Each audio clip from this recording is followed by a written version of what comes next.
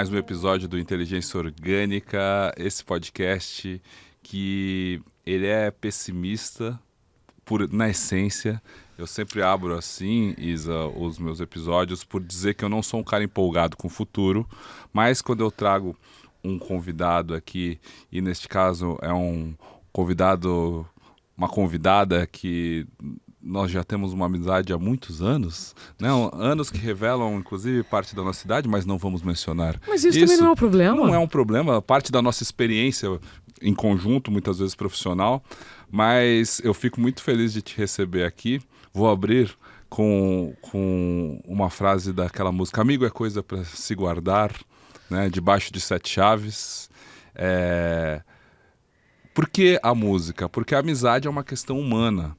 E se a gente está falando de inteligência orgânica, e ele é pessimista porque eu vejo a inteligência artificial, os processos automatizados nos cercarem e às vezes nos sufocarem com o que acontece, a questão de desenvolver uma amizade, talvez ela ainda seja intrinsecamente humana. Mesmo tendo pessoas que hoje ficam apaixonadas pelo seu próprio GPT, pela sua própria IA, só que eu gosto de preservar isso. Então, quando eu trago convidados aqui, esse programa é um programa para receber convidados, né? E quando eu trago amigos e amigas aqui, eu busco uma palavra de esperança, uma palavra de otimismo para a gente abrir esse papo. Será que ela vem de você? Eu acho que sim, porque eu te conheço bem. Muito bem-vinda. Obrigada, Pedro. Eu estou bem feliz em estar aqui contigo. Não falo isso da boca para fora, você sabe. Eu estou no momento da minha gestação em que eu preciso dizer sims e nãos com muito critério, senão eu não consigo dar conta. E quando você me chamou, eu não tive dúvida, inclusive, de dizer sim com muito orgulho. Eu me orgulho muito de tudo que você vem construindo, né? Já que ele não quis contar, eu vou contar, tá? Eu conheço o Pedro já há mais de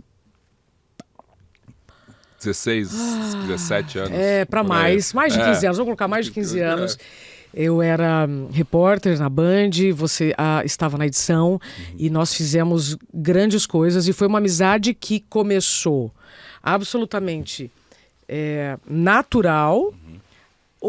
A nossa relação foi crescendo, o respeito também. Isso não significa que a gente não tinha desafios, né? Só para quem não sabe, um repórter quando precisa entregar um material, se não tiver uma parceria, né? Ou seja, ninguém faz nada sozinho, mas na TV é muito interessante porque a parceria ela é fundamental para que o resultado do seu talento seja visto.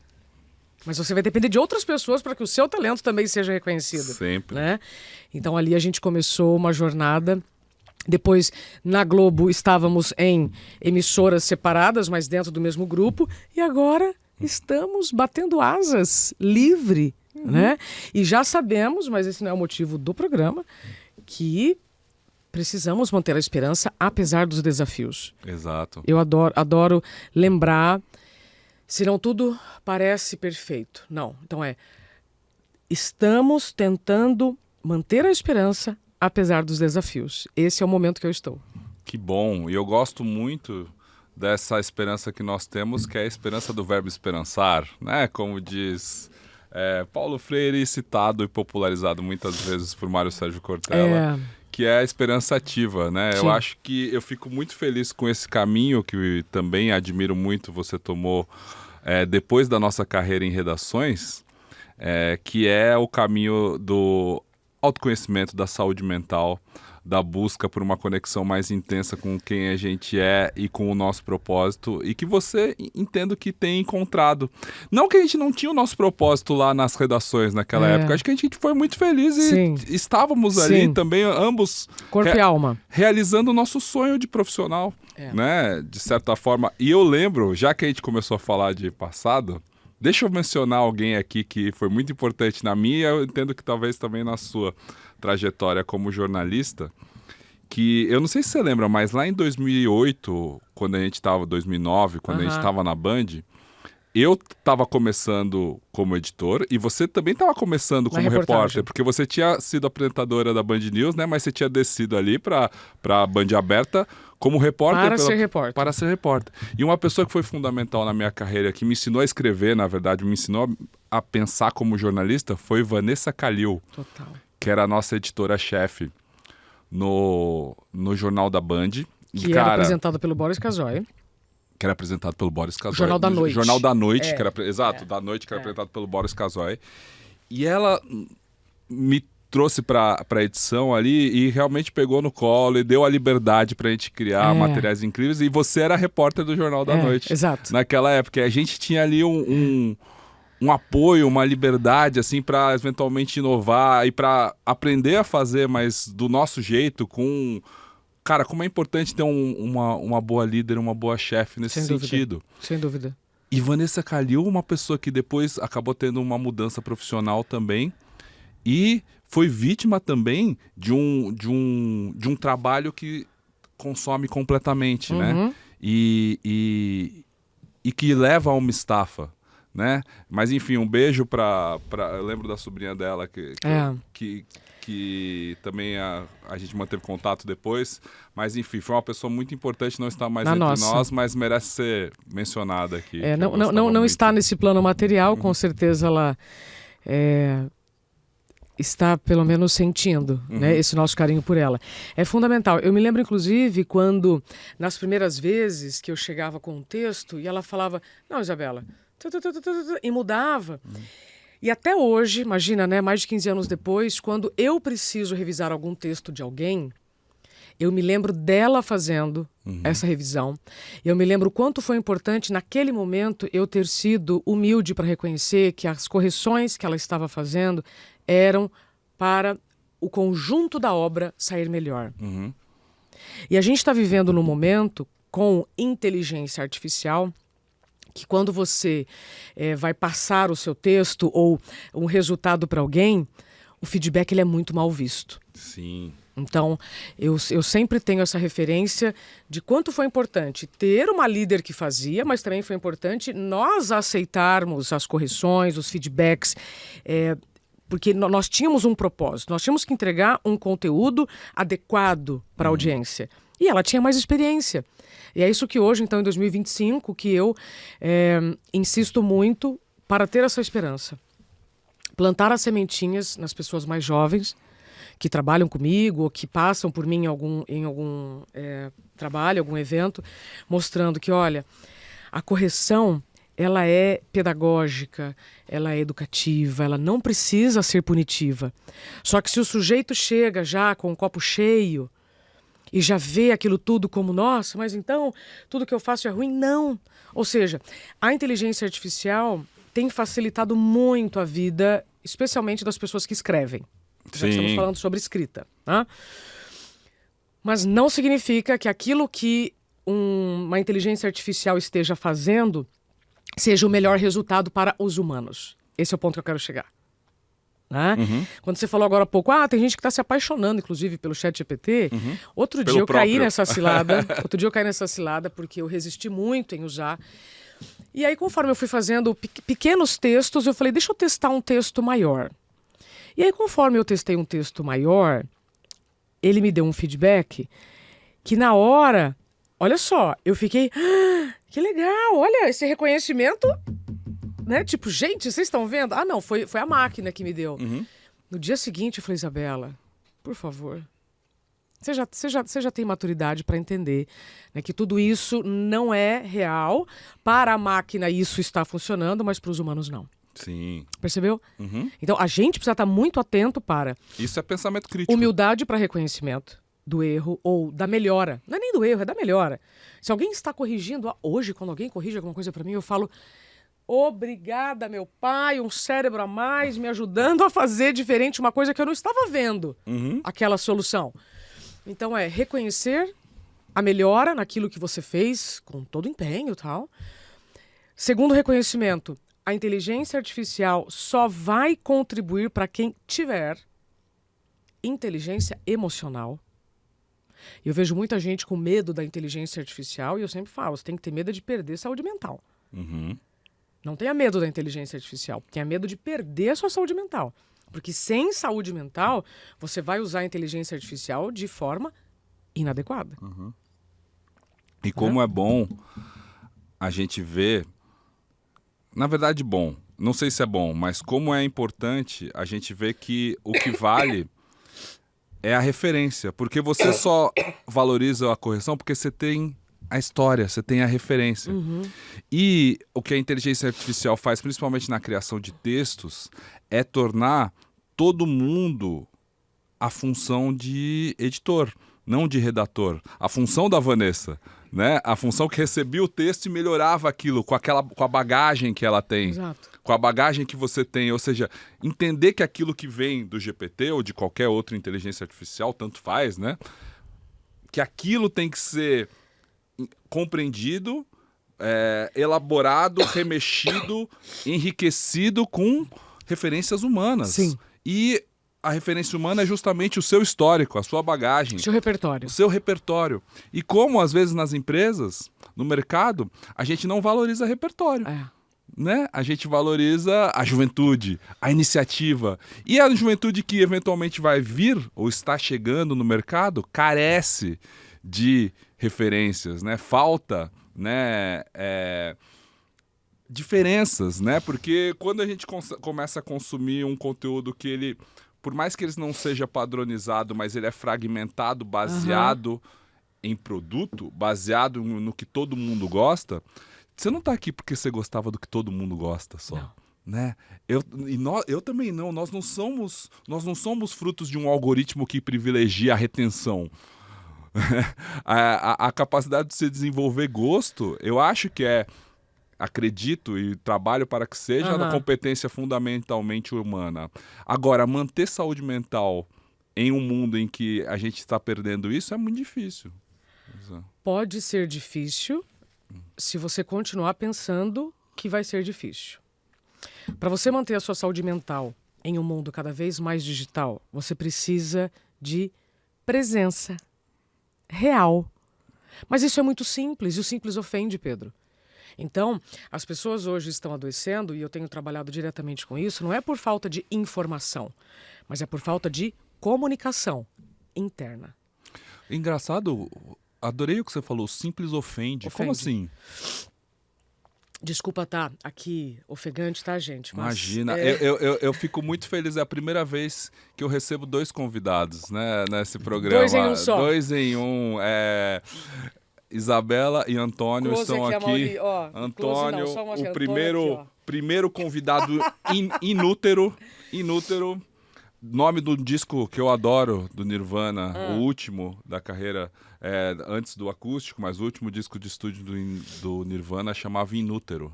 É mesmo? Né? Exatamente. Pronto. Que é justamente onde está Antônio agora. Onde está né? Antônio agora. E quanto tempo falta para ele chegar nesse momento em que gravamos? Quase 3 meses. Então, ele ainda tem um tempinho de forninho aí. Tem. Mas, enfim, é um prazer te receber, Antônio. Pronto. Viu, Antônio? Você chegará numa família maravilhosa, de um útero maravilhoso também. Que tem que me explicar agora por que o simples ofende. Vou te explicar. Veja só, quantas evoluções tecnológicas nós estamos hoje experienciando. Infinitas. O homem já foi para o espaço? Sim ou não? Sim. Já foi para o espaço, já tem testado cada vez mais a física quântica, a mecânica quântica, ou seja, coisas que a gente ainda tem muita dificuldade para compreender. Mas nós não sabemos nos comunicar conosco. Então, não adianta nada a gente ter tecnologia, como nós temos, se ainda estamos analfabetos emocionalmente. Se ainda a palavra autoconhecimento parece mais uma afronta do que um convite. Quando eu falo autoconhecimento, desenvolvimento pessoal, as pessoas tendem a levar para o lado da piada ou da incapacidade do sujeito fazer por conta própria aquilo que ele deveria. E ele não consegue mesmo. E às vezes muito por uma questão do mercado, uma confusão com o mercadológico da venda de curso, do coachismo, vamos separar. Seja, né? Vamos separando então. Então, vou repetir.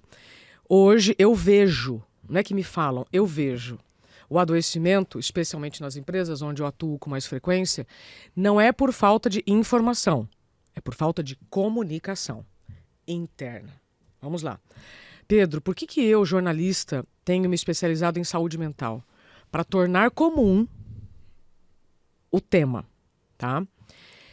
Assim como nós já fizemos dezenas de pautas. Todo dia, né, um jornalista, quando ele não tem uma área específica, ele vai cobrir um assunto diferente do outro todos os dias. Mas depois da experiência que eu vivi, de todos os dados que eu pude coletar, eu falei, opa, então eu que fiz tantas pautas, vou pegar esta pauta, tá? Então, eu como especialista em comunicação, eu preciso te dizer que nós estamos totalmente desabilitados na nossa comunicação interna. Eu descobri isso estando na maior emissora de comunicação, como você, especialista em comunicação, mas eu não sabia me comunicar comigo. Nesses últimos 7 anos, eu descobri então que quando você fala de autoconhecimento ou desenvolvimento pessoal, para alguns grupos, isso é desnecessário. Essas pessoas estão absolutamente distantes da sua essência, do seu propósito e daquilo realmente que é sustentável. Tá? Mas para aquelas pessoas que já entenderam que sem autoconhecimento eu não tenho autocontrole, eu não consigo praticar autocuidado, eu não consigo ter outros autos, ou seja, que só depende de mim, para essas pessoas a conversa ela cai como uma luva justamente nesse momento de inteligência artificial. Então você me perguntou, mas então como é que eu preservo minha saúde mental, né, na inteligência artificial? Eu te falei, poxa, porque o simples ofende. Então, diante de tudo isso que eu disse, a primeira coisa que eu preciso explicar é que saúde mental é a capacidade para lidar com altos e baixos e imprevistos todos os dias. Isso é saúde mental, na prática, de segunda a segunda, porque a vida é de segunda a segunda. A gente não tem 2 vidas, vida é uma só. Você sabe que eu tenho aberto minhas palestras trazendo esta grande novidade que vida é uma só, porque a gente ouve tanto vida pessoal, vida profissional, e a gente repete isso, Pedro, no modo automático. Não, como equilibrar vida pessoal e vida profissional? Impossível. Você não tem 2 vidas, você tem uma só. Tá? Dizem que os gatos têm 7 vidas, mas enfim. Mas nós, humanos, temos uma vida. O que a gente tem, Pedro, e aí entra de novo agora a comunicação, a linguagem, objetivos pessoais e profissionais. Então eu estou tentando equilibrar, equalizar ou calibrar, o verbo que você quiser usar, objetivos pessoais e profissionais. Pessoais e profissionais, o tempo todo. Você vai adoecer quando você passa a priorizar os seus objetivos profissionais e negligenciar os pessoais. Tá? Só que quando você é jovem, não tem filho, esse desequilíbrio não traz tanta consequência. Só que, conforme o tempo passa, as responsabilidades aumentam, mas o tempo continua o mesmo. Né? Esse, inclusive, foi o tema do meu livro. Muita gente acha que meu livro, inclusive, que tem o prefácio do professor Cortella, é sobre burnout. É sobre fazer as pazes com o tempo.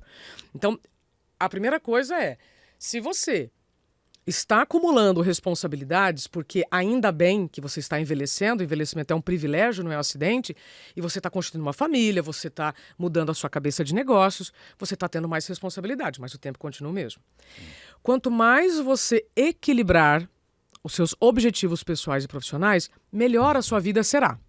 Vamos lá. Então, primeiro, tem que aceitar que vida é uma só. Segundo, são objetivos, objetivos pessoais e profissionais. E terceiro ponto, sabendo que saúde mental, então, é para lidar com todos os desafios. Lembra? Como é que eu vou preservar minha saúde mental apesar dos desafios? Eu preciso saber, então, o que faço para preservar minha saúde mental. 5 coisas, primeiro. Primeiro, faxineiro da saúde mental, tempo de sono. Nossa, tão importante. Segundo, higiene pessoal. Terceiro, alimentação. Vou ficar só nesses 3 primeiro.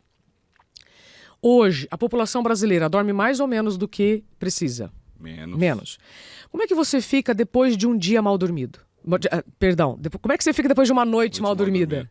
Mal. Irritado, intolerante. Intolerante, com uma capacidade cognitiva menor. Você reage muito mal às situações, aos imprevistos. Sim. Então, se saúde mental é a capacidade para lidar com os imprevistos, se eu durmo mal, eu estou reagindo mal. Eu estou decidindo mal. Eu estou vivendo mal.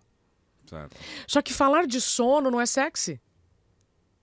Falar de sono é muito simples. Até porque... Trabalha enquanto eles dormem. Trabalha enquanto eles dormem, né? São frases desmotivacionais. Então, eu preciso de presença neste mundo que me vende apelação como resiliência. O que eu quero dizer com isso? Apelação como resiliência. Eu antes do diagnóstico com a síndrome de burnout, eu estava apelando, achando que eu estava sendo resiliente. O que eu estava apelando? Para remédios para dormir, porque eu tinha pouco tempo para dormir. Então eu não podia fazer a higiene do sono, aquela coisa. Não, eu tinha que achar um botão em mim para desliga e o outro liga. Não tem esse botão, mas tem remédio. Aí Sim. você vai no médico que te cobra uma consulta de 4 dígitos e você vai. E se você vai apelando, ou seja, você vai se anestesiando com receita médica, não é nada escuso, tá? Claro. Eu tomava remédio para dormir, remédio para acordar e remédio para performar. Isso aqui, para uma pessoa que está de fora, sabendo onde nós trabalhávamos, era o quê? Nossa, Tá voando. você está no seu melhor momento. Isso. Né? De fato, eu achei que eu estava. Mas não, eu estava apelando Sim. para dar conta de um estilo de vida insustentável. De vida. Porque naquele momento, toda a minha energia, todo o meu tempo era só para o trabalho. O meu pessoal, que eu estou falando de tempo de sono, de higiene, de alimentação, e o quinto faxineiro, que eu já vou contar qual é, estava totalmente negligenciado.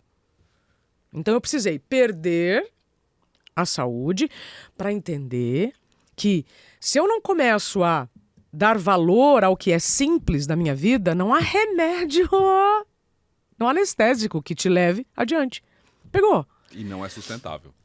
Por isso que desde 2020 eu venho com o movimento chamado Produtividade Sustentável, que foi o conteúdo que eu fiz questão de gravar para a plataforma do Saber Ampliado. Sim. É justamente sobre isso. Como que você vai continuar fazendo o que você ama por longos períodos? Porque longevidade, que a gente fala tanto, longevidade, com autonomia, por favor. Claro. Senão eu não consigo avançar, tá? Bom, então, o simples ofende porque quando as pessoas vão me procurar e dizem, tá, beleza, Isabela, eu já entendi que minha vida está desequilibrada, tá tudo ruim, vou fazer uma yoga, vou fazer não sei o quê. Não, você não tem que fazer nada. A primeira coisa é fazer faxina. Você tem que tirar coisas da sua agenda para você caber nela, tá? Você só vai dar conta da sua agenda quando você se inclui nela. Não tem nada pior, Pedro, e você sabe do que eu estou falando, a gente alcançar o lugar que a gente sonhou, ou para empreendedores ou para profissionais que trabalham com venda, você conquistar uma agenda de clientes e não poder atender porque você adoeceu. Claro. Né? Então, desde 2020 eu levo este movimento da produtividade sustentável para trazer elementos que, se você ama o que você faz e você quer continuar fazendo o que você ama, ok. Qual é a calibragem dessas escolhas? Será que você está escolhendo demais uma coisa e negligenciando outra? Porque isso, conforme o tempo passa, e de novo, envelhecimento é um privilégio, não é um acidente, você vai ter que revisar. E ninguém quer revisar a atualidade, a sua identidade. Eu falo muito sobre atualização de identidade, porque a gente atualiza um monte de documento fora. Mas internamente a gente não aceita essas mudanças. As pessoas têm medo do autoconhecimento porque elas têm medo de saber o que elas vão descobrir lá dentro. Qual é a palavra que tem dentro de procura? Proc. Não. Ai, quem procura acha. Aham. Quem procura, cura. Cura. Cura. Então, quanto mais eu evito saber como eu estou, mais eu posso estar me anestesiando. E eu falei aqui de remédios, mas a gente pode falar de outras coisas. Eu posso falar de café, que é altamente aceitável na Claro. sociedade, energéticos, comida. Hoje em dia, estimulantes, Pronto, né? pronto. Exatamente, outras Então, coisas. cuidado se você está achando que você está sendo resiliente, mas na verdade você está apelando para dar conta de um estilo de vida insustentável. E o simples ofende justamente por isso, Pedro, porque a hora que eu digo para o sujeito que ele precisa fazer faxina, você fala assim, tá bom, Isa, beleza, já entendi, e aí como é que eu faço? Começa com F a palavra. Qual é? Não é essa que você está pensando. É faxina. Faxina. Você vai ter que atualizar a sua identidade. Nessa atualização, você vai ter que revisar. Estou investindo tempo com quem não faz mais parte do meu estilo de vida. Encerra a relação. Limpa. Limpa.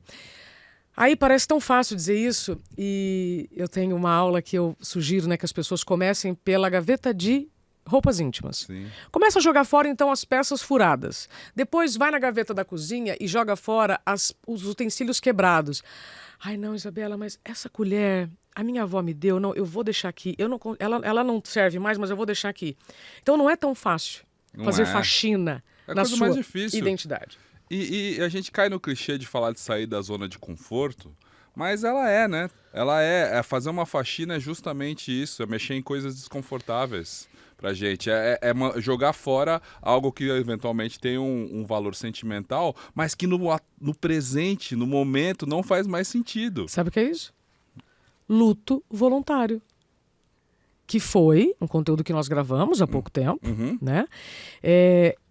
Pega essa frase que você disse. Muito bem, me desfazer de algo que não faz mais sentido agora. Isso. Fez no passado, foi importante no passado. Só que, gente, gratidão não é prisão. Uma coisa é reconhecer que algo ou alguém foi importante. A outra coisa é ficar arrastando aquilo por um tempo que não faz mais sentido agora. Eu sou mãe. Eu tô com 44 anos e estou grávida de novo. Eu não posso manter as mesmas amizades, os mesmos comportamentos de quando eu tinha 20 e poucos anos. Assim, no trabalho, eu não posso mais fazer agendas como eu fazia antes, e você também, que a gente dormia 4, 5 horas e no dia seguinte estava ótimo. Curioso que quando a gente se conheceu, eu estava no final de um período que não fui diagnosticado como um burnout, mas antes de ser editor eu tinha sido band repórter celular. E eu ficava de manhã dirigindo um carro e entrando ao vivo com o celular 3G em uma redação que o ambiente de trabalho que a gente trabalhou em redação de 10, 15 anos atrás, ele era altamente tóxico, altamente machista, altamente, né, com práticas Quer que eu ilustre? e situações que que eu ilustre? Claro. Eu uso isso nas palestras, tá? Eu já trabalhei em ambientes em que as cadeiras voavam, você também. Cadeiras voavam, exatamente. E isso não é uma fofoca, isso é um fato. Você sabe que eu falava disso antes, né, do episódio, né, do apresentador com o candidato na eleição da Prefeitura de São Paulo. E quando eu falava isso, que aí a gente vai entrar num outro assunto que é o letramento do assédio, e eu preciso mostrar para o sujeito que se ele viveu em um ambiente com assédio, não significa que agora ele possa repetir aqueles padrões. Exato. É igual fumar, podia fumar no avião antes, agora não pode mais. Aí quando eu falava isso, ninguém conseguia entender muito bem o que eu estava dizendo, porque eu não falava qual era a emissora que as cadeiras voavam. E aí, depois que aconteceu o episódio, vocês entenderam? As cadeiras voavam também na redação. Então, de novo, isso não é uma fofoca, isso é um fato, isso é uma constatação. Nós trabalhamos nesse ambiente. Trabalhamos, e era um ambiente altamente assediador, mas às vezes o que a gente vê hoje no mercado de trabalho, e o que a gente vê com as pessoas que têm certa experiência, é que a gente fica apaixonado pelo nosso sofrimento. Isso eu digo em palestras também, porque é aquele funcionário que está lá mais antigo, que tem certa experiência na empresa, e chega um cara da geração Z e ele diz para ele assim: vocês são mal acostumados. No meu tempo que tinha que ver. Aqui nessa redação, vocês tinham que ver. Eu acordava às 5 da manhã, eu tinha que gravar, tinha que voltar. E agora vocês estão aí tudo de mão beijada, com essas internet aí, inteligência artificial. Ou seja, o fato do mais novo não querer passar por todas aquelas situações ruins que a gente passou, é uma ofensa, porque a gente entende que nós fomos moldados a ferro e fogo, e isso nos faz quem nós somos hoje. E a única forma de ser e de estar profissionalmente numa empresa é baseado nessa nossa experiência. Então, muitas vezes, quem é mais velho é apaixonado pelo sofrimento que passou. Exato. E isso eu acho um erro enorme para a gente ter uma boa relação, uma relação saudável com as novas gerações. E muitos por exemplo, o meu pai, que a gente já citou aqui, é alguém que tem muita paixão pelo sofrimento que ele passou. Que é aquela coisa do tipo, pô, eu que tinha 3 filhos, eu que tinha que acordar cedo e tal, não sei o que lá, vocês estão aí nessa mamatinha. E claro, é um jeito natural para quem é mais velho falar sobre isso, porque é as referências que a gente tem, que a gente traz na vida, mas não necessariamente essa próxima geração. Eu não quero que o Antônio, que a Angelina, que a Alice passem por todo o sofrimento e os ambientes que eu passei para ter essa construção. Não precisa mais passar. Esse é o ponto. Não precisa mais passar. Não precisa mais passar. Se vai ser conflito de gerações ou encontro de gerações, vai depender da saúde mental do líder. De novo, comunicação. Essas gerações, sim, são diferentes como as outras já foram. Primeira coisa. Segunda coisa muito importante, agora você me falou, até me emocionou. Quando eu falo sobre a atualização de identidade, eu falo sobre essa faxina e que se você tá achando, beleza, então eu vou fazer, começa pelas gavetas, tô te dando essa letra, que aí você vai ter mais repertório físico para depois você ir pro emocional. Sabe o que vai acontecer, Pedro? Você vai encontrar pessoas que você ama e admira, que você vai ter que fazer diferente delas. Quando você fala, meu pai fala isso, Quando eu fui revisar todos os comportamentos que me fizeram chegar onde eu cheguei, eu tive que reconhecer pessoas que eu amo e admiro da minha família, mas que eu, seguindo o modelo delas, neste tempo atual, me levou onde eu cheguei. Quando você falou sobre a questão do burnout, é importante trazer aqui para sua audiência que a gota que transborda o copo chama assédio. O que faz uma pessoa ter burnout é assédio. O problema do burnout não é o trabalho. O problema do burnout é o assédio em um ambiente de trabalho em que os recursos são inferiores às demandas, em que você não tem tempo de recuperação entre uma jornada e outra. Isso vai te levando em um quadro de esgotamento. Isso não é burnout. No burnout, você vive uma situação de assédio. Naquele momento, como o desembargador do trabalho de Minas Gerais, Sebastião Oliveira, explica, acontece um dano existencial na sua vida que rompe com o seu projeto de vida e você perde funcionalidade. Isso é burnout. Não é cansaço, não é esgotamento. O burnout acontece quando o sujeito está em esgotamento, vive uma situação com características de assédio e ali ele perde funcionalidade. Quando eu tive o meu diagnóstico, e é curioso porque por fora, bela viola, por dentro, pão bolorento, como minha avó dizia, né? Eu ouvia da minha mãe, mas você parece que você está tão bem, como é que você não consegue dirigir? Eu me lembro de chegar no Dr. Fernando Gomes, que é neurologista, com um texto, essa você vai gostar, um texto com várias marcações de canetinha, de várias cores, e eu falava, doutor, eu não consigo entender o que está escrito aqui. Eu tinha perdido a minha cognição total, não só com mensagens, não conseguia ver telefone, não, texto. Ele falou, calma, Isa, é muito cedo pra gente ver se essa perda ela é momentânea ou se ela vai ser para sempre. Eu recuperei a minha capacidade cognitiva. Eu voltei a dirigir, mas hoje eu ainda tenho uma sequela de 2018, ou seja, 7 anos depois, de tempo. Hoje mesmo você viu, quando eu cheguei aqui, antes da gente gravar, por mais que eu tivesse passado na recepção, eu precisei avisar vocês, porque nós entramos ao vivo muito tempo. Então, eu tenho essa sequela absurda. E quem me despertou isso foi o Thiago. Uma vez, eu estava indo apresentar de graça a Virada Zen na Zona Leste. E nós morávamos na Zona Sul. A gente estava chegando pro evento, faltava 5 minutos para começar. Mas a gente não achava o estacionamento. Eu comecei a transpirar. Abaixei o vidro. E aí já comecei, tá vendo? Vocês não tinham que ter vindo comigo, o Thiago e a Angelina estavam juntos, tal, né? Tinha que ter vindo sozinha, porque não sei o que é o trabalho, tal. Ele falou assim, Isabela, calma, você não vai entrar ao vivo. Eu falei, nossa, é verdade. Mas foram quantos anos, né, entrando ao vivo com vontade de fazer número 1, número 2, sem condições. Claro.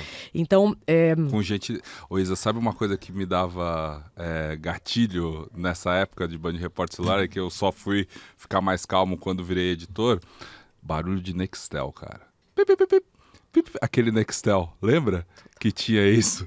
Que era uma coisa muito do final da essa é uma década, tecnologia que não existe mais. que não Ainda existe mais, bem. cara. Eu ficava doente, porque a redação chamava a qualquer hora, e era uma coisa que tinha facilitado a comunicação, mas que nos tornou refém, né? Que é o que aconteceu muito com a tecnologia. O WhatsApp, muitas vezes, nos torna reféns do trabalho, né? E, às vezes, só daquilo apitar, você já fica com medo, já fica nervoso, né? E aconteceu tal coisa, agora vai lá pra Zona Leste, agora vai lá pra Zona Sul, agora caiu um caminhão, estrada do Boi-Mirim, sei lá o quê. E a gente viveu esse estresse, né? Essa demanda. E claro, na época eu tinha 23, 24 anos.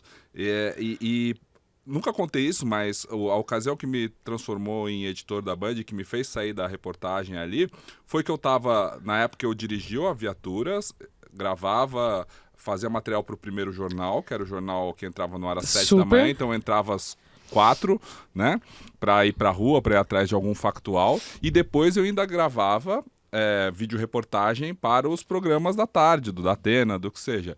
E na época eu tinha dormido no volante, e eu bati o carro da Band, né, Você quer mais sinal que esse? Dizendo, cara, esse ritmo que você tá não dá? Então, Isa, mas uma coisa que talvez quem nos vê, nos ouve, possa se identificar.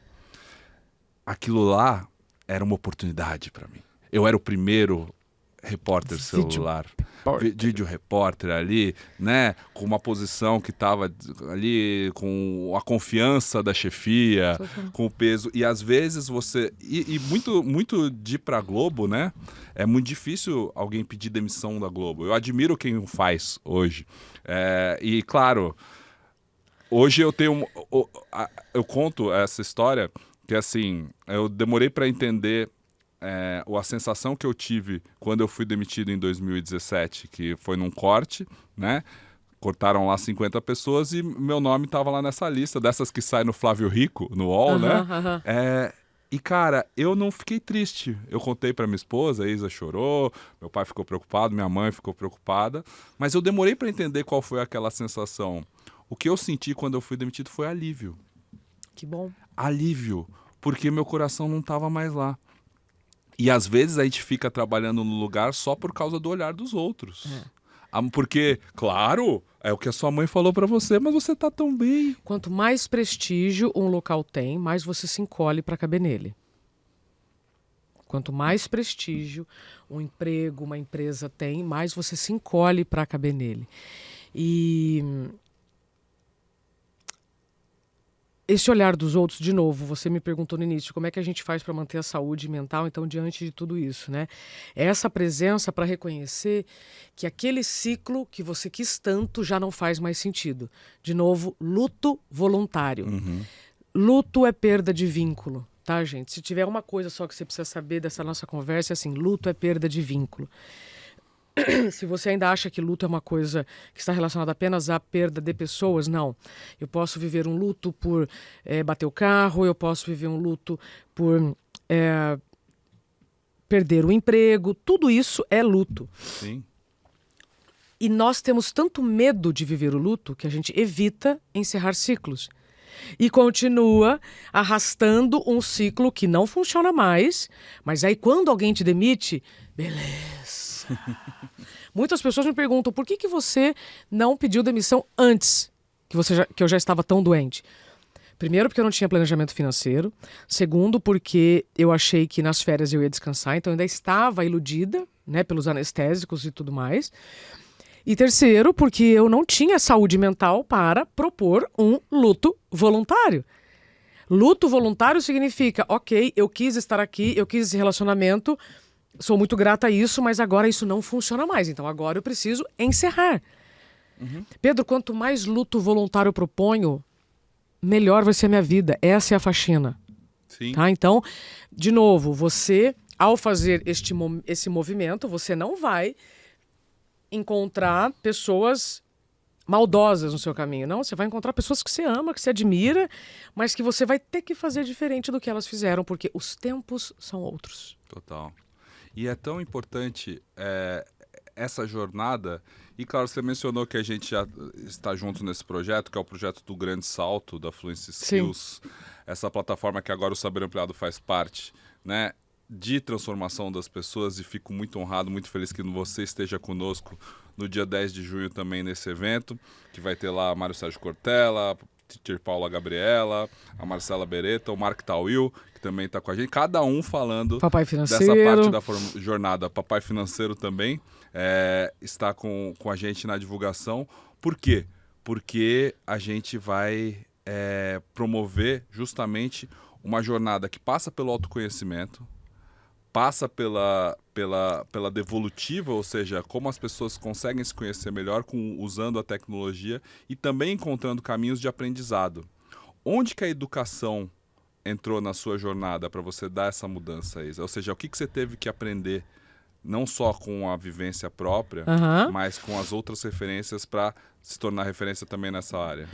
Eu aprendi, eu comecei a me dar conta que eu estava indo para o caminho da educação em saúde mental, quando de fato eu percebi esse gap total, a negligência total com o tema.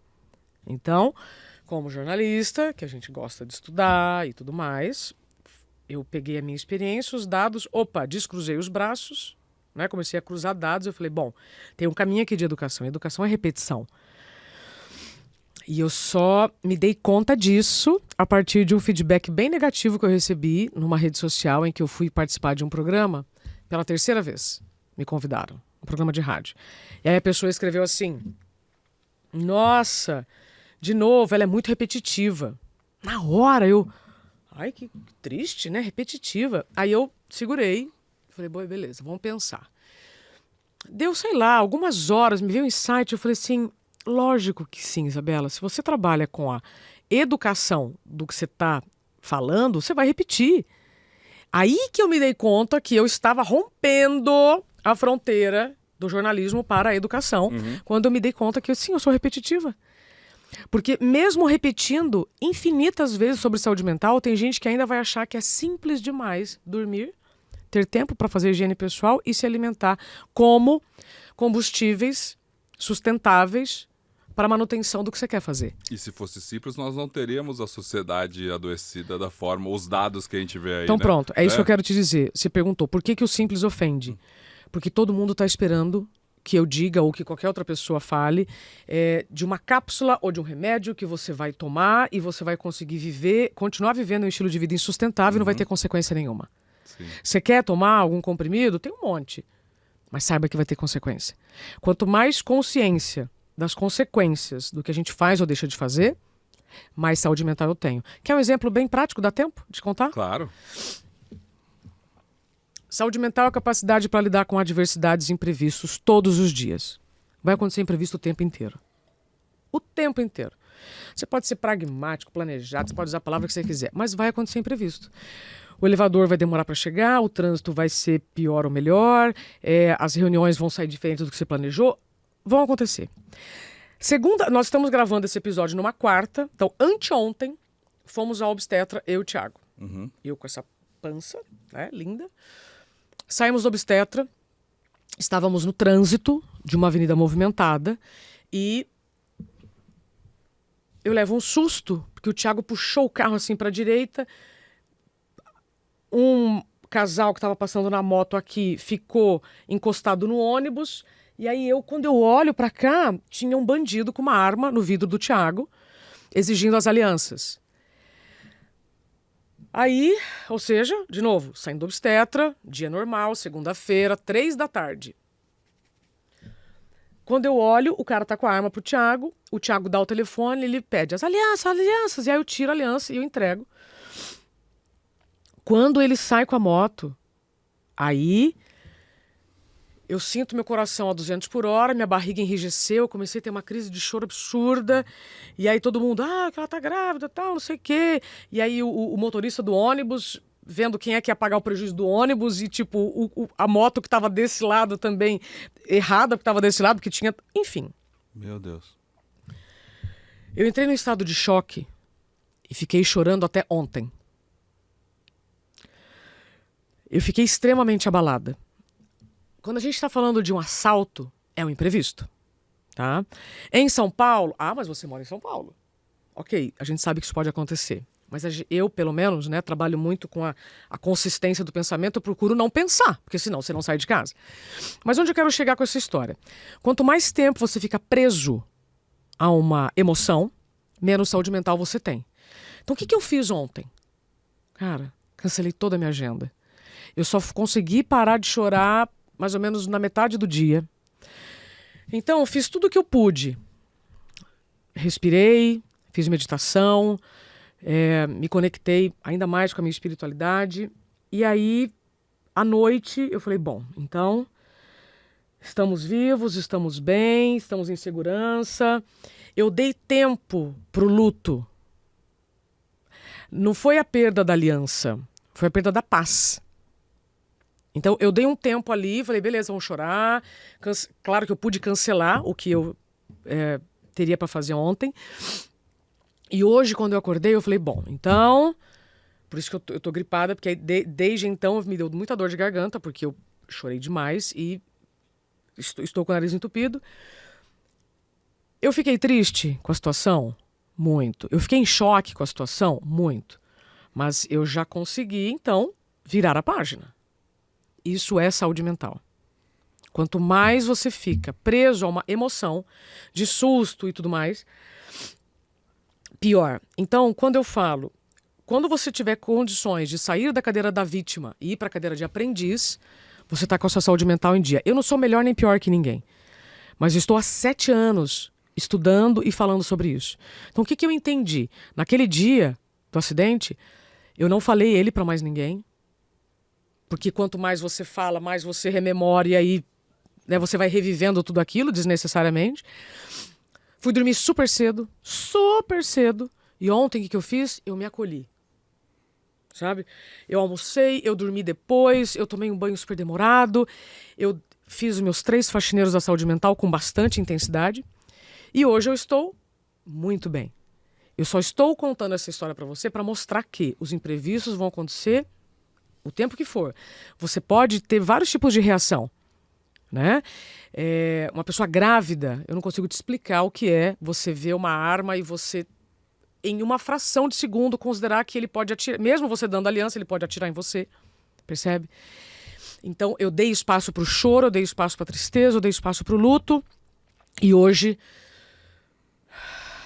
eu estou melhor. Você está entendendo? Eu tô feliz, impressionado e admirando aqui todo esse seu relato e o trabalho interno, que isso é autoconhecimento, isso Na é prática saúde mental. é isso, Pedro. Na prática, isso valoriza ainda mais essa presença aqui que nós temos juntos coisa. agora. E eu queria falar, porque me chama a atenção uma mudança que você fez também na sua vida, um amadurecimento, né? Porque a gente se conhece há bastante tempo, como a gente falou no início.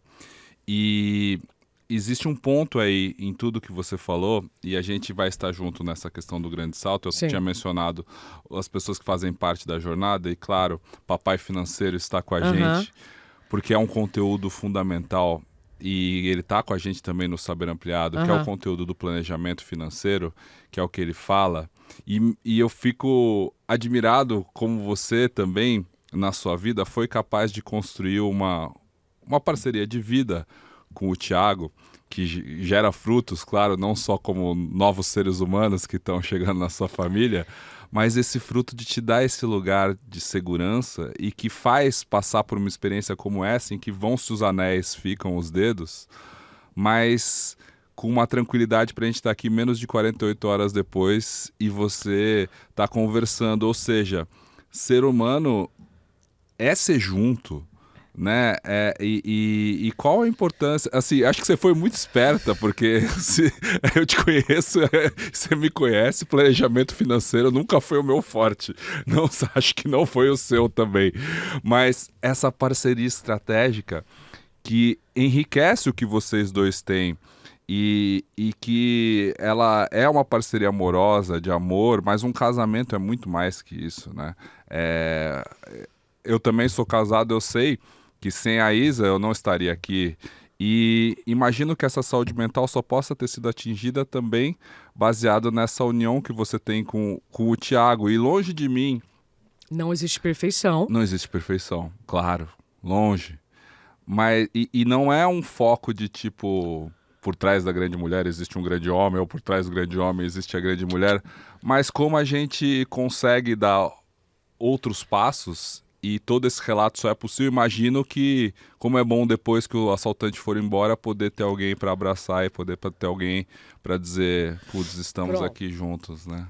Eu concordo com você, ao mesmo tempo que eu já sei que isso pode despertar, né, uma sensação de quem não encontrou um parceiro ou uma parceira, a sensação de tipo, nossa, mas eu não tenho o que eles têm. Isso. Vamos lá. Você é a pessoa que você gostaria de se casar. Você é a companhia que você gostaria de ter. Até eu conheci o Thiago, vivi situações assim... Hoje eu vejo como engraçadas, mas na época foram bizarras, né? O quanto, quando a gente busca reconhecimento de pai e mãe no trabalho, vai dar doença. E quando você busca um amor a qualquer custo, você vai encontrar insatisfação. Né? Então, só para deixar claro que o relacionamento que hoje nós temos só está sendo construído depois de muitas outras tentativas, né? E que então a questão é a seguinte: como manter saúde mental apesar dos desafios? Como manter um casamento apesar das divergências de opinião? Então, de novo, entender que estas escolhas pessoais e profissionais você vai ter que fazer todos os dias e ninguém está querendo pagar esse preço. Tá todo mundo querendo usar uma inteligência artificial para resolver problemas que a máquina não vai resolver.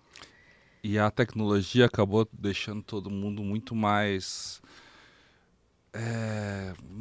a palavra não é criterioso, é seletivo em excesso. Ou seja, a pessoa que você vai encontrar, se você ainda não encontrou, ela é cheia de defeitos. Ela tem pontos em que te incomodam. Super. Assim. E as pessoas hoje, por ter um cardápio... E eu não posso falar mal do cardápio, porque conheci minha esposa no Tinder. Eu sempre falo assim, gente, eu tenho um casal tem em filha. Em 2014, calma, o Tinder tinha 6 meses. Outros tempos. Outros tempos. Tá, mas enfim, a evolução disso daí leva as pessoas a terem sempre um cardápio disponível de gente. E isso, ao invés de deixar as pessoas mais conectadas, acabou deixando os relacionamentos muito mais efêmeros, rasos. E é muito difícil a pessoa conseguir um relacionamento que leve a um nível de profundidade, né, em que você seja capaz de se apaixonar pelo defeito das pessoas também e que você consiga conviver e achar esse meio termo. Sim. Ou seja, é claro que um casamento é longe de ser perfeito, mas ela é uma parceria. Ela é uma parceria de longo prazo e tem que ser baseada num objetivo comum. A maior sociedade, né? É a maior sociedade da vida. Exatamente. Mas eu acho importante você dar o seu relato, porque eu conheci ele quando eu tinha 30 anos. Hoje pode até ser considerado jovem. Você conheceu o Thiago muito 37. Mais tarde. 37. Ou seja, você que nos escuta, não há Por favor. Deadline. Não. A não ser que você queira. Exatamente. A não ser que você queira. É o mesmo tema relacionado à gestação, né? Eu, quando fiquei grávida aos 44, muita gente pergunta, nossa, mas como é que você conseguiu? Porque dizem que não consegue. Eu falei, então, mesma coisa. Se você ficar pensando que você não vai conseguir, você não vai conseguir. Uma coisa eu tenho certeza. A partir do momento que você cuida do seu corpo, da sua saúde, a vida... assim, eu vou refazer aqui o raciocínio. A partir do momento que você cuida da sua saúde todos os dias, o seu corpo reage muito bem. De novo, eu não sou melhor nem pior do que ninguém por ter conseguido engravidar aos 43, né, agora com 44. Mas o que eu posso dizer é que o que eu fiz, as pessoas, mas o que você fez? Qual é o simples? Não abro mão do meu sono. Você viu quando a gente foi na sua casa, quando deu o horário. Já deu. Pedro, tenho que ir embora, pode ser o melhor lugar, a melhor companhia. Eu tenho este comprometimento, então eu aprendi a me comprometer com a minha saúde mental todos os dias, e não só nas férias, não só na terapia. É igual escovar o dente. Você escova o dente todo dia? Sim. Todo dia. Que eu me lembro, sim. Muito bem. E mesmo assim você vai ao dentista? Vou. Muito bem. Pedro, fazer hoje... limpeza até. Olha só, há 300 anos uma escova de dente era usada por todos os membros da mesma família. Nossa. E escovar o dente todos os dias não era comum há 300 anos. Com muita repetição e educação no tema, hoje todo mundo já se comprometeu com a sua saúde bucal. A saúde mental hoje vive o mesmo perrengue que a saúde bucal viveu há 300 anos. Por isso que eu preciso de muita repetição para fazer com que as pessoas se comprometam com a sua saúde mental, mesmo estando tristes, mesmo quando o time não faz gol, mesmo quando a reunião saiu aquém do que você esperava, e não só nas férias. Onde eu quero chegar? Saúde mental é todo dia. É decisão individual, diária e intransferível. Eu não posso atribuir minha saúde mental a uma empresa. Eu não posso atribuir minha saúde mental a um chefe. Terceirizar. Eu preciso fazer a minha parte. Outro dia uma pessoa me perguntou no podcast, mas qual é o papel da empresa na educação da saúde mental? Eu falei assim, olha... A partir do momento que você ainda tem placas no banheiro dizendo lave as mãos antes de sair, nós estamos falando do simples. Então, não existe nenhuma barreira que você tenha que temer de ultrapassar. Nossa, mas eu vou falar de saúde mental, aí você não faz campanha de vacinação. Eu quero mostrar que o ambiente de trabalho, ele é o lugar mais potente para a educação dos temas que a gente mais precisa ter. Se você quiser. Se você não quiser... então que os seus funcionários pelo menos tenham essa autorresponsabilidade de fazer a parte que lhes cabe. Isso é autocuidado, aquilo que só você pode fazer por você. Então eu sempre gosto de dar o exemplo da saúde mental, como a saúde bucal, que a gente já se comprometeu. Gosto quando as pessoas reconhecem que mesmo escovando o dente todos os dias, você ainda precisa ir ao dentista. Então mesmo se você colocar em prática os faxineiros da saúde mental todos os dias, você pode precisar de terapia.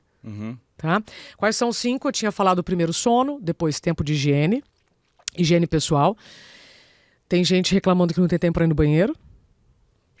Então, ou que não tem energia para lavar o cabelo. Meninas não lavam o cabelo e meninos não fazem a barba porque não tem energia. Isso já é um passo, né, do esgotamento para o burnout.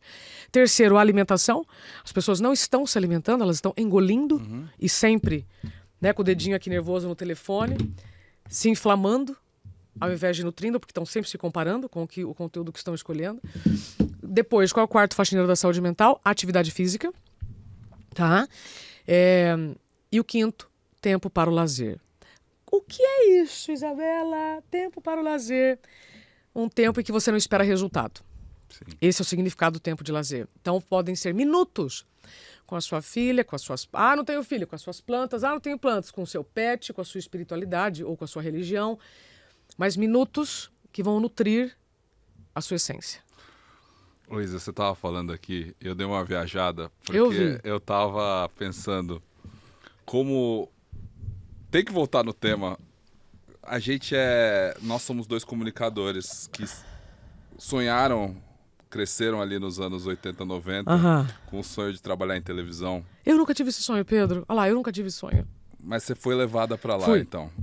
Isso. Chegou nesse caminho. E uma vez que estava lá, nós nos adequamos a um tom de fala e a um modo, quando liga essa estrutura aqui, quando liga essas câmeras, em que, enfim, para esse podcast eu tenho uma insatisfação, ou uma vontade, na verdade, de desconstruir um pouco isso, que é tentar chegar...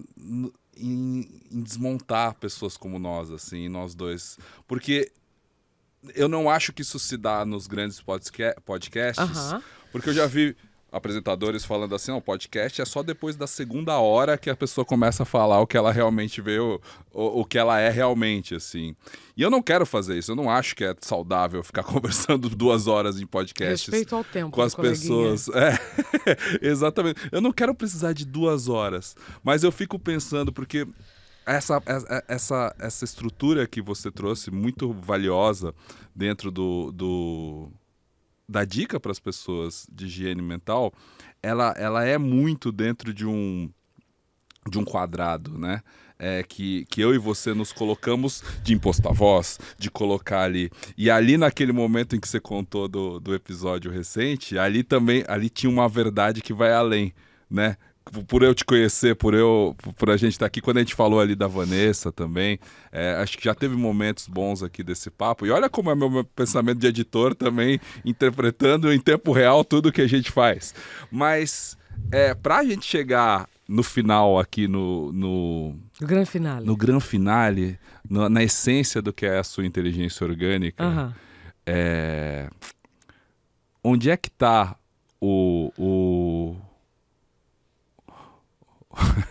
o coração aqui da fala, que não que não esteja dentro quando a gente se imposta, se coloca, mas porque é muito difícil eu perguntar isso para uma grávida e trazendo o tema do pessimismo, porque quando a gente coloca a gente no mundo, e eu tenho filha pequena também, a gente tem que ser otimista. Total. A gente tem que achar que as coisas vão dar certo. Sim. Mas às vezes a gente não vai ter essa palavra, né? A gente não vai ter esse momento. E eu admiro a disciplina que você tem e também o cuidado de dizer para as pessoas que não é porque eu tenho essa disciplina que tá tudo bem, que tá tudo certo. Sim, sim. Dentre as coisas que não estão certo, como que a gente pode encontrar mais a alma dos outros, assim, sabe? Tipo... Acho que a gente precisa encontrar a nossa primeiro. Isso. Né? A gente precisa encontrar a nossa primeiro, reconhecer o que te aproxima da sua essência real, para depois os outros, tá? Vamos primeiro fazer aqui o nosso dever de casa. Primeira coisa, então, é esse processo de atualização de identidade. e ela só vem com humildade. Isso. Então, para mim, a palavra humildade, ela está totalmente conectada a tudo que a gente está falando. Eu preciso aceitar que tudo aquilo que me ensinaram pode ser feito diferente. Eu preciso aceitar que por mais que eu tenha me empenhado para te entregar o melhor, você vai me corrigir. E isso é bom, isso não é ruim. Então, a palavra humildade, na minha opinião, é a que mais nos faz nos aproximar de nós mesmos. Para depois você criar relações. Por isso que eu falei, a gente está adoecendo falta de comunicação interna. Para ser um bom comunicador fora, eu preciso ser uma boa comunicadora dentro. Eu preciso me comunicar comigo.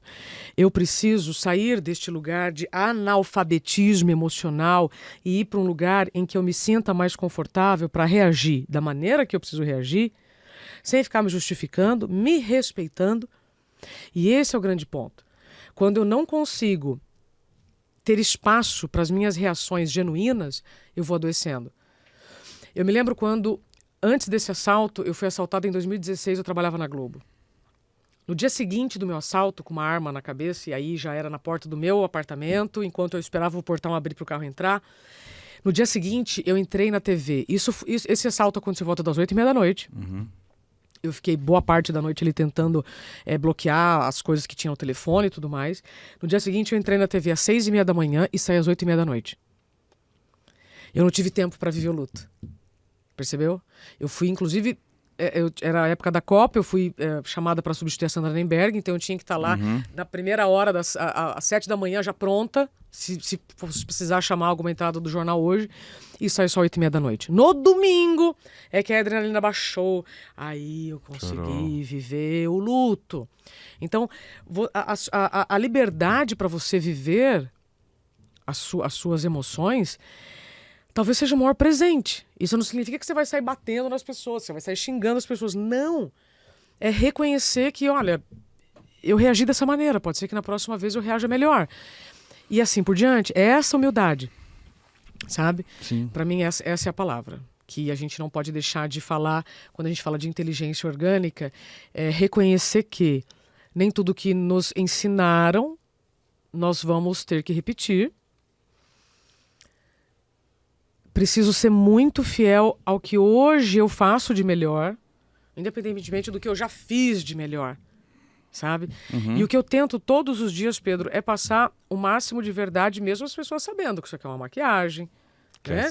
Que essa roupa é uma roupa bonitinha. Que essa fala treinada por prática e por fono e Dona Leni, ela sai organicamente de você. E nem é. Exato. E nem é. Eu me lembro quando as pessoas reclamavam, você imposta a voz. Eu falei, cara, ninguém imposta a voz 24 horas. Essa é a minha voz, você me conhece. Exatamente. Se você quiser que eu imposte a voz, eu vou impostar. Mas agora não é o momento. Agora é um papo que, quanto mais é a voz que eu ouvia, despidos estivermos, melhor. É a voz que eu ouvia às 4 horas da manhã, 5 horas da manhã, pegando o carro da Band, que era a voz da Sul-América Da Sul-América Trânsito, numa época em que não existia o Waze, né? Agora, posso fechar com um exemplo lindo que eu vivi hoje? Por conta da gestação e do tamanho da barriga, eu não tô mais dirigindo, então eu tô pegando táxi, né? Então, quando eu preciso me deslocar, eu pego táxi. E aí, de manhã, eu peguei um táxi e tava dando um trajeto que eu vi ali 20 minutos, né? Aí o senhor falou assim, eu vou fazer diferente do que o Waze está fazendo. Eu falei, concordo, se a gente for reto e virar a próxima direita, nós vamos chegar. E o Waze estava mandando um caminho que estava dando 20 minutos de atraso. 20 minutos de atraso aqui. E aí, presença. De novo, presença. A hora que ele viu, e ele viu essa aqui livre, essa aqui estava bloqueada, essa aqui estava livre. Ele falou assim, eu vou reto, tudo bem para a senhora? Falei, senhora, não. Falei, tudo bem. Falei, vamos reto que a gente vira lá na frente. Em quantos minutos nós chegamos aqui? 4 minutos. Se ele não tem presença para olhar, se eu não estou ouvindo, ou se eu só coloco a responsabilidade na inteligência artificial do aplicativo, sim, no algoritmo. Eu estava até agora parada lá. Sim. Tá? E aí nós chegamos. E aí quando eu cheguei, eu falei para ele, eu falei assim, o senhor viu que beleza? Viu que tinha outro trajeto e a gente escolheu. Então, por mais que o aplicativo esteja te mandando para ir para um lugar ou para fazer alguma coisa, veja se o seu repertório não te dá uma intuição para fazer diferente e você chega melhor, e você chega antes. Para mim, hoje foi bem legal ter acontecido isso, foi bem legal poder trazer esse exemplo aqui, porque o tempo inteiro, às vezes a gente está insistindo para se adequar à máquina ou a um caminho que a máquina está te mandando, e na verdade você já tem repertório, já está construindo o seu repertório para tomar decisões humanas. A máquina mata a criatividade. Total. Né? Porque a gente pauta a nossa criatividade baseado no que funciona no algoritmo. O algoritmo tem um critério. A criação, ela fica pautada na retenção, no que a gente entrega para empresas que estão aí controlando a distribuição. E não necessariamente foi assim. O fato da gente ter a referência de escolher um melhor caminho, de trazer uma personalização para aquilo que vem de fora da máquina é o que nos faz essencialmente humanos. Isa, muito obrigado por esse papo. Fico muito feliz que estamos juntos e que estamos esperançando juntos. Sim. E agindo para que as pessoas tomem uma decisão melhor. Eu encerro aqui então com o convite para você que nos assiste, que nos ouve, fazer parte, né, desse evento que estaremos juntos aqui, Isabela Camargo e eu, no Grande Salto, em que você será apresentado a uma jornada de transformação, de conhecimento profissional, de autoconhecimento, para que você possa ir além também na sua carreira, no seu conhecimento. Dia 10 de junho, o Grande Salto de 2025, porque eu não sei quando que você vai ouvir esse podcast. Eu espero que ele flua para sempre nos algoritmos, porque estamos aqui também emitindo essas ondas em algoritmos digitais, mas que você tenha uma reação orgânica, que as sinapses se construam no seu cérebro e que você possa aproveitar esse papo. Muito obrigado. Obrigada, Pedro. Até breve. Seguimos juntos. É nóis.